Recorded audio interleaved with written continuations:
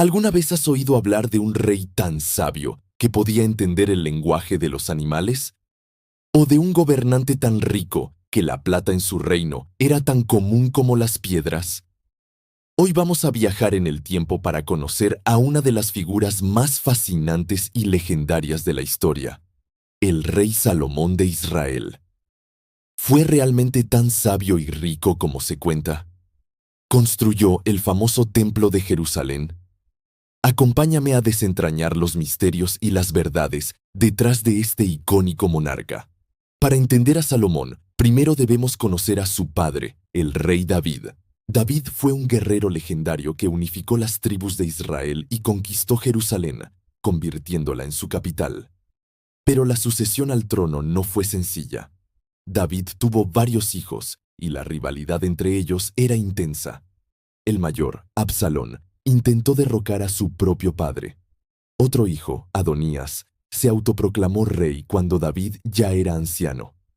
En medio de estas intrigas palaciegas, la madre de Salomón, Betsabé, junto con el profeta Natán, actuó con astucia.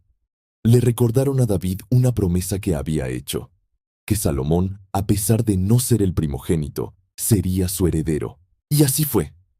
David ungió a Salomón como el nuevo rey de Israel, asegurando una transición de poder que marcaría el comienzo de una era dorada. Salomón heredó un reino unificado y en paz, la base perfecta para construir su propio legado. Justo al inicio de su reinado, Salomón tuvo un encuentro divino que definiría su vida. Según los textos, en un sueño, Dios se le apareció y le ofreció concederle cualquier cosa que pidiera. Imagina tener esa oportunidad. ¿Qué pedirías tú? ¿Riquezas? ¿Larga vida? ¿La derrota de tus enemigos? El joven Salomón, en un acto de humildad y visión, no pidió nada de eso. Pidió algo mucho más valioso, un corazón sabio y entendido para gobernar a su pueblo y para discernir entre el bien y el mal.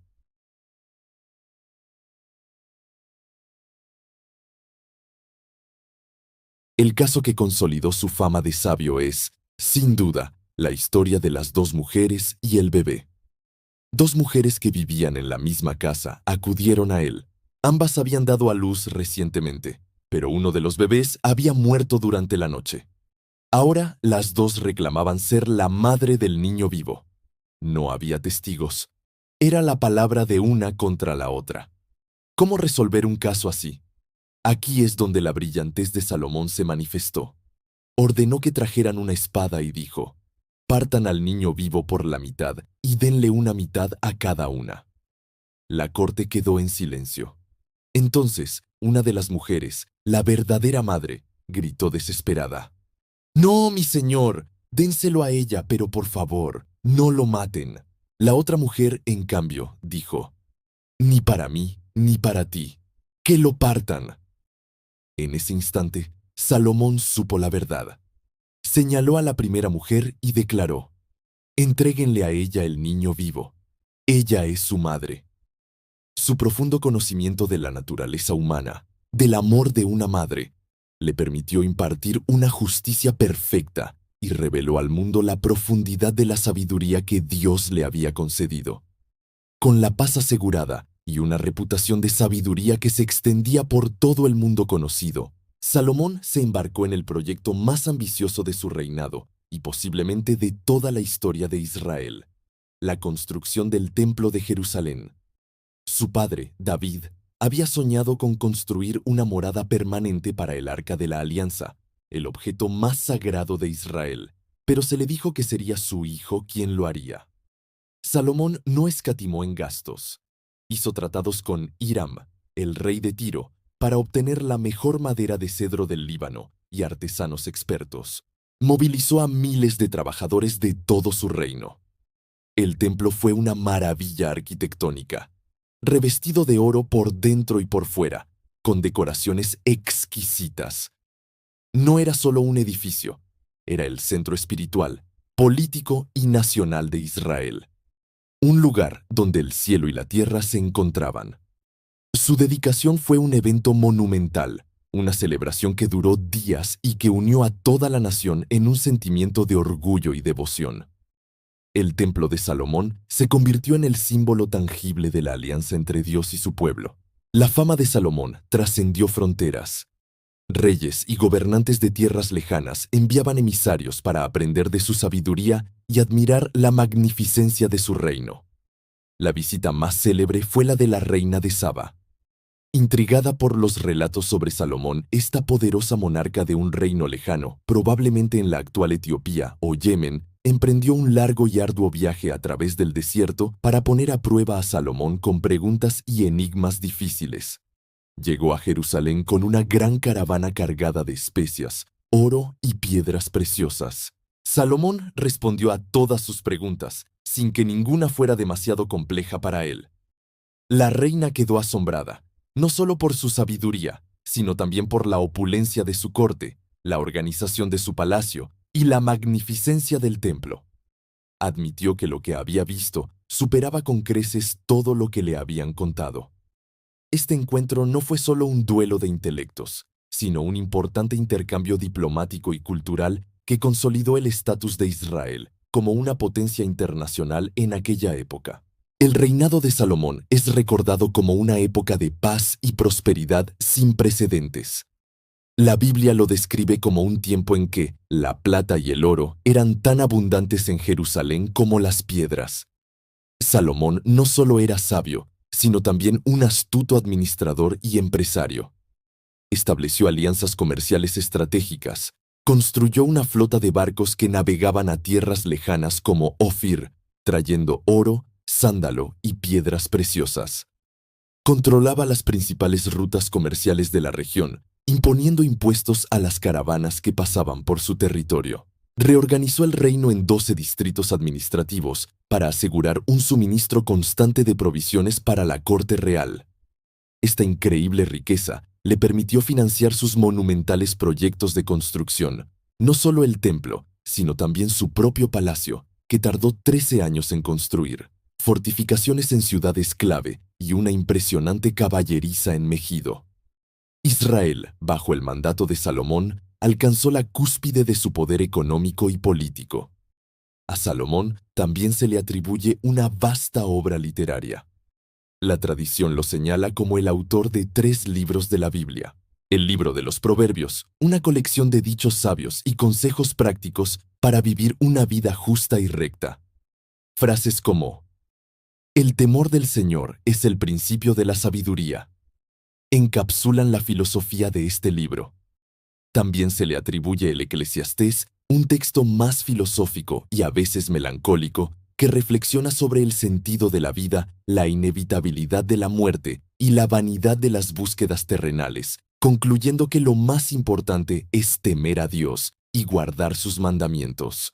Y finalmente, el Cantar de los Cantares, un hermoso y apasionado poema de amor entre un hombre y una mujer, que a menudo se interpreta como una alegoría del amor entre Dios y su pueblo. Aunque los eruditos modernos debaten el grado de autoría directa de Salomón, su figura está indisolublemente ligada a esta gran tradición de sabiduría. Sin embargo, la historia de Salomón es también una advertencia. Hacia el final de su vida, este rey sabio tomó decisiones que ensombrecieron su legado. Para forjar alianzas políticas, se casó con muchas mujeres extranjeras, princesas de Egipto, de Moab, de Sidón. La Biblia menciona que tuvo 700 esposas y 300 concubinas. El problema no era solo el número, sino que estas mujeres trajeron consigo a sus propios dioses y sus propias prácticas religiosas. Para complacerlas, Salomón, el mismo hombre que construyó el templo al único Dios, terminó edificando altares a dioses paganos en las colinas alrededor de Jerusalén. Este acto fue visto como una grave traición a la alianza que había hecho al principio de su reinado. Los textos sagrados lo presentan como la causa principal de la decadencia que vendría después. Su desobediencia provocó la ira divina, y se le anunció que, como consecuencia, el reino se dividiría después de su muerte. Tras 40 años de reinado, Salomón murió y fue enterrado en Jerusalén, la ciudad que él había embellecido. Su hijo Roboam lo sucedió, pero la edad de oro había terminado. Tal como se había profetizado, el reino se fracturó. Las 10 tribus del norte se rebelaron contra el liderazgo de Roboam y formaron el reino de Israel, mientras que las tribus de Judá y Benjamín permanecieron leales a la casa de David, formando el reino de Judá en el sur. La división fue catastrófica y debilitó a la nación, haciéndola vulnerable a sus enemigos. El glorioso reino unificado que David había construido y que Salomón había llevado a su máximo esplendor, se desmoronó. El legado de Salomón se convirtió así en una paradoja. El hombre más sabio del mundo, tomando decisiones necias. El constructor del templo, permitiendo la idolatría. El rey de la paz, sembrando las semillas de la división. Entonces, ¿quién fue el rey Salomón? Fue un hombre de inmensos contrastes. Un gobernante de una sabiduría legendaria y una riqueza deslumbrante. El constructor del templo, el diplomático que puso a Israel en el mapa mundial, el poeta y filósofo.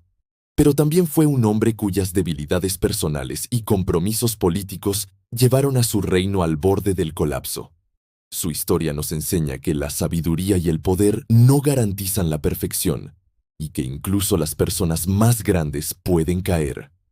Su vida es un recordatorio eterno del delicado equilibrio entre la grandeza y la fragilidad humana. El eco de su nombre resuena a través de los siglos, no solo como un rey de un pasado lejano, sino como un arquetipo universal de sabiduría, gloria y finalmente de una trágica advertencia. Gracias por acompañarme en este increíble viaje a la época del rey Salomón. Si te ha gustado este video y quieres seguir explorando las historias más fascinantes de la historia, no olvides darle a me gusta, suscribirte al canal y activar la campanita de notificaciones. Déjame en los comentarios qué otro personaje o evento histórico te gustaría que exploráramos juntos. Nos vemos en el próximo video.